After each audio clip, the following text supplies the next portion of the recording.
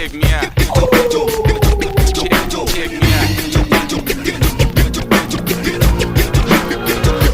At the starting of the week, at Summit Talk Show.